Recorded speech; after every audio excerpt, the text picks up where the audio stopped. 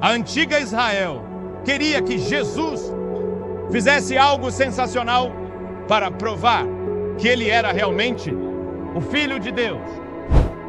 Mas Jesus está dizendo nesta passagem: vocês estão buscando um sinal? Muito bem, eu lhes darei um sinal. Eu sou o sinal.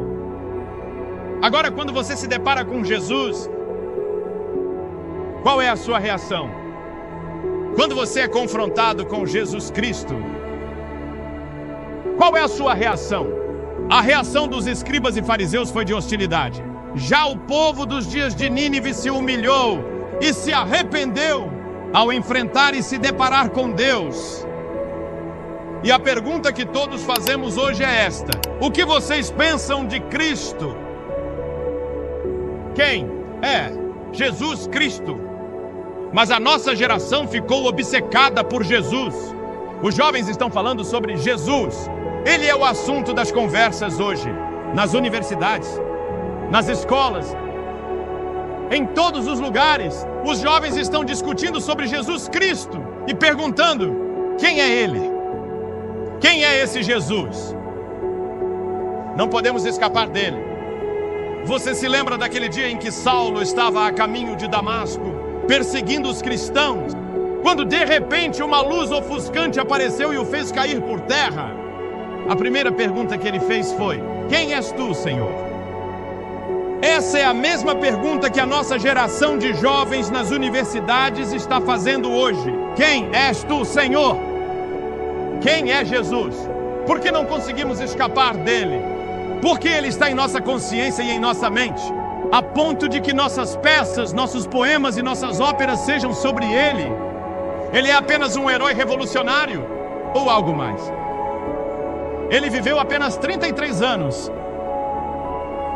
Ele nunca viajou mais de 100 milhas. Ele nunca teve educação formal. E ainda assim, 2000 anos depois, uma geração inteira continua falando sobre Jesus Cristo. Alguns diziam que ele era um homem louco.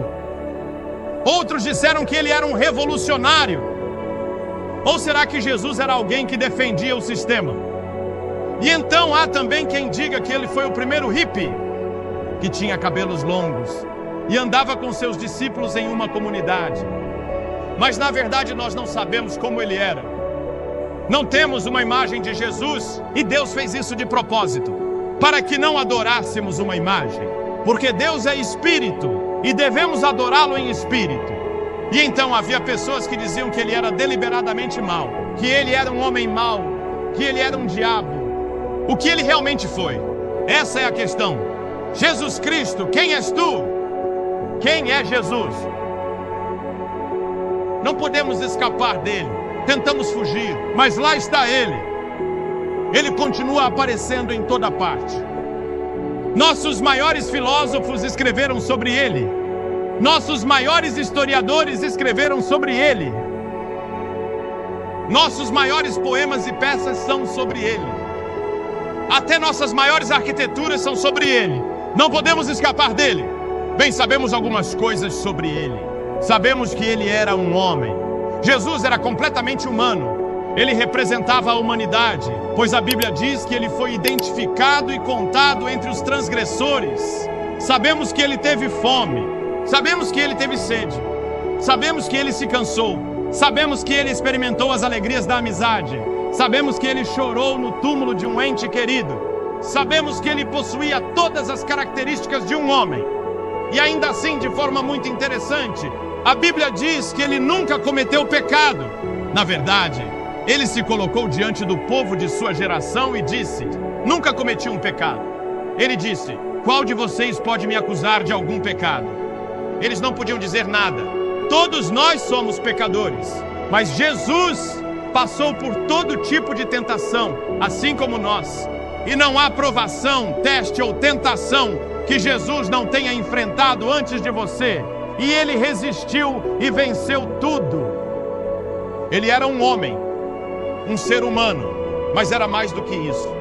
Ele declarou ser o único filho, unigênito, encarnado de Deus. De fato, ele afirmou pré-existência.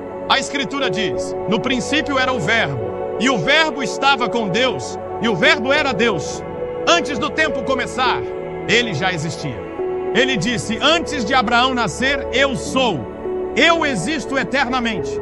Ele se levantou e disse: eu sou Deus. Ele é, porque sempre existiu. De eternidade a eternidade ele é Deus, a Bíblia diz. E o Verbo se fez carne e habitou entre nós. Em outras palavras, o Verbo, a palavra de Deus, o Deus eterno, se fez carne na pessoa de Jesus Cristo e viveu como um homem no mundo.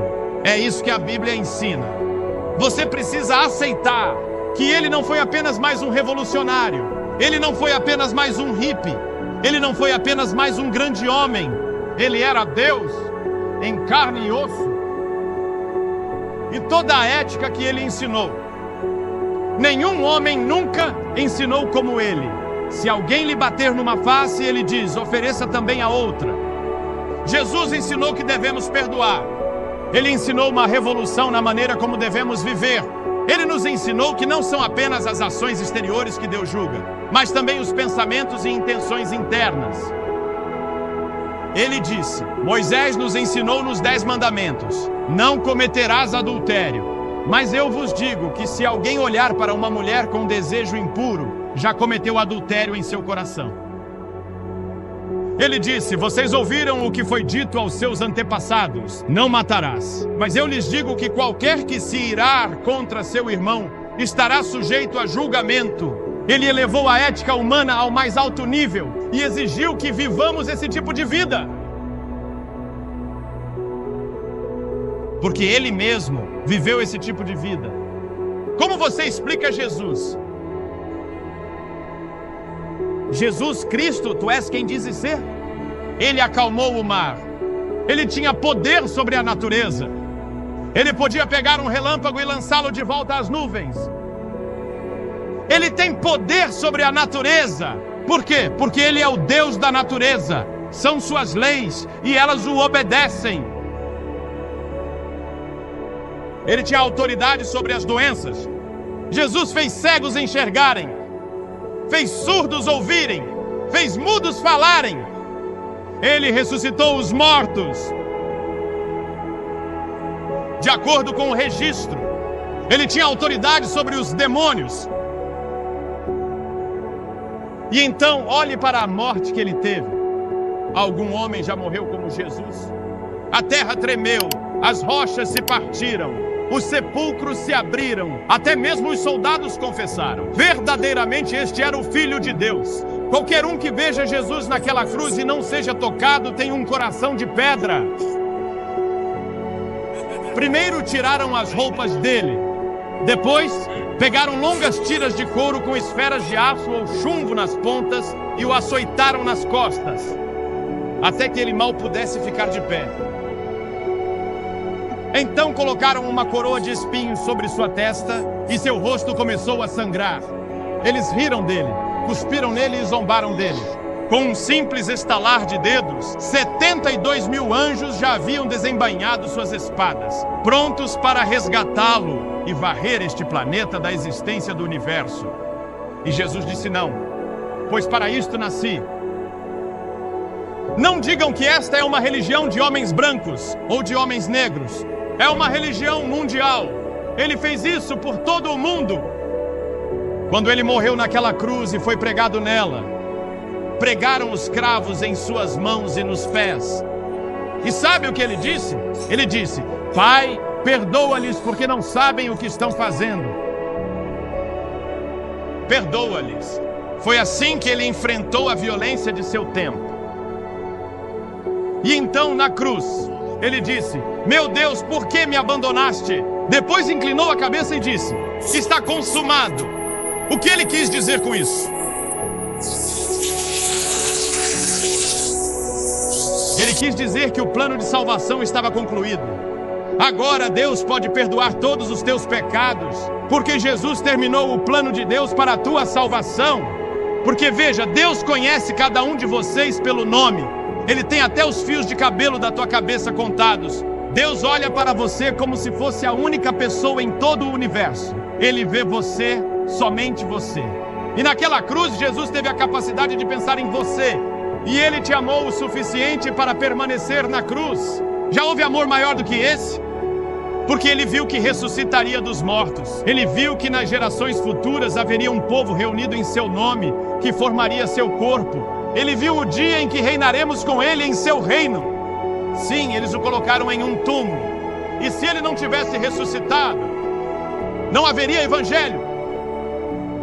Jesus Cristo está vivo. E quando foram ao túmulo pela manhã, ouviram a maior notícia que o mundo já conheceu.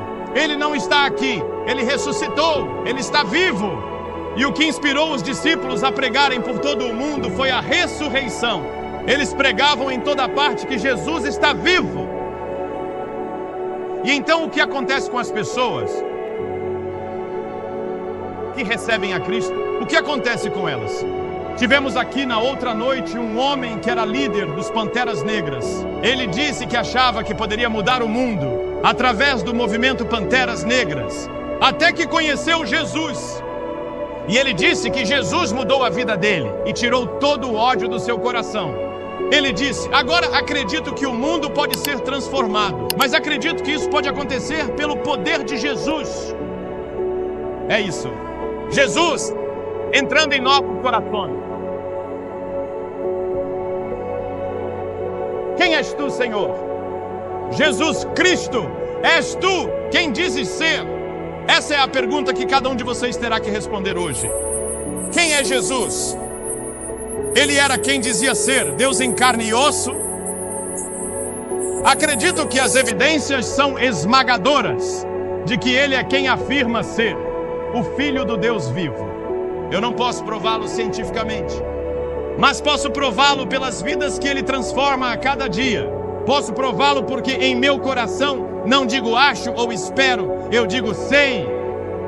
E você sabe, há outro elemento em nossas vidas sobre o qual não pensamos muito, e esse é o elemento da fé. Você pensa na fé que você tem que ter todos os dias? Você tem que ter fé de que sua esposa não colocou veneno no seu café esta manhã. Você tem que ter fé. Ela até pode ter tido vontade, mas não fez. Você tem que ter fé quando vai ao banco, escreve um cheque e o assina, e tem dinheiro na conta. Você tem que ter fé de que o banco vai pagar. Tudo o que fazemos é por fé. Muito bem, pegue essa mesma fé e coloque em Jesus Cristo como teu Senhor e Salvador. E você saberá quem Jesus é. Você o aceita pela fé. Ele entra na tua vida e no teu coração, e então você crerá que Ele é quem afirma ser.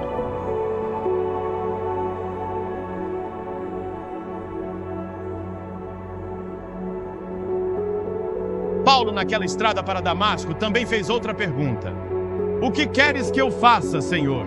E Jesus respondeu: levanta-te e vai. Eu te digo agora, levanta-te e vem a Ele. Aceite-o como teu Senhor, Salvador e Mestre, como Filho de Deus, e Ele entrará no teu coração, perdoará teus pecados e transformará a tua vida.